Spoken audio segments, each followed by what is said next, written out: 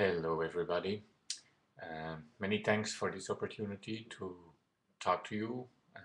It's not as good as being there, uh, but it's better than not being able to talk to you at all. Um, and it's a great honor for me to address this rather unusual audience that you've gathered there in Thessaloniki for this conference. Um, I understand, of course, that in your local context you're currently going through rather rough times in Greece. In fact, I think that is true in more or less serious ways for much of this world. But I think this conference is certainly, in my view, um, sort of beacon of hope. You're dealing with learning, you're dealing with students. It sounds a bit simple maybe, but it's rather obvious to me that students are the future. Um, I often talk about and think about learning as getting better at getting better, an idea I actually borrowed from one of my great heroes, Doug Engelbart, who's been working on the use of technology for learning since the early 60s.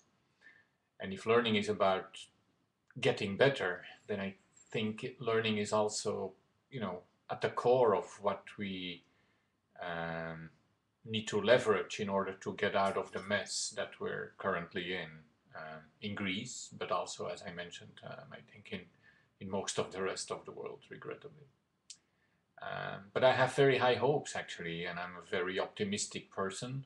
Um, and when I look at all the very impressive work that's going to be presented in the weekend at your conference, that only strengthens my optimism and my belief that we'll work our way out of this. In fact, what you're doing at the conference very much ties in with one of the themes in my own research, which is about using technology to support open and authentic learning. When I say open, I mean open in a rather obvious way, as in, very technical, the use of open standards, technical standards. I've spent quite a bit of work on developing such standards, and I think it's rather important that we make use of them. In fact, I can now talk to you over the web, quote unquote, and there's a lot of open standards that play a role in making this happen, like the way this video is encoded, the way it's transported over the web, the way it's displayed on the projector you have there that's connected to all sorts of equipment behind the scenes and so on. So open standards are very important, I think, as is open content and open source. Not so much in my own way, at least in my own work, in my own opinion, not so much because of high idealistic reasons, but just for plain trivial making things available to other people so they can stand on your shoulders types of reasons. And most important of all, maybe, and I think you certainly score very high on that level, I also believe in open learning, as in learning that is open to the world, learning that is real, learning that is authentic.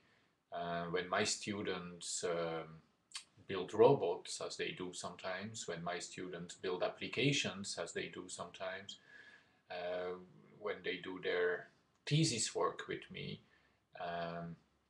I typically ask them, which is just, a nice way of saying I typically insist that they blog and tweet and Facebook and so on about the work that they do, and that they engage in a conversation with the outside world about what they do, how they do it, why it is important or not, and that sort of thing. And so, for instance, if you Google me, you will find that I'm a rather active tweeter and blogger, and I very, how would I say, consciously think of these media like Twitter and blogs and Facebook and so on. I think of them as a way to connect the work that we do and the learning that I do with my students with the outside world. And in a very similar way, of course, you are now sharing the results of your work with your friends, your colleagues, people you may not know yet, but probably will get to know in the coming few days.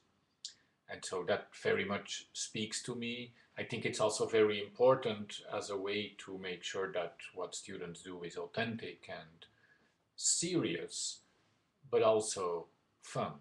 In fact, that's a slogan I often use. Serious fun is what I think learning should be.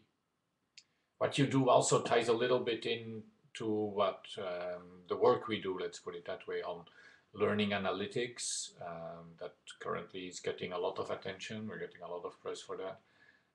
And basically in the learning analytics work, we try to develop dashboards, small applications, often on mobile devices, that enable learners to take control of their learning, to be aware of what they are doing, to reflect on their learning, and that hopefully creates or helps to build more autonomous learners that are empowered by the learning that they do, rather than wasting their time between the walls of classrooms where they hear things that are not relevant to them, or maybe they are relevant to them, but things where the relevancy escapes them a bit.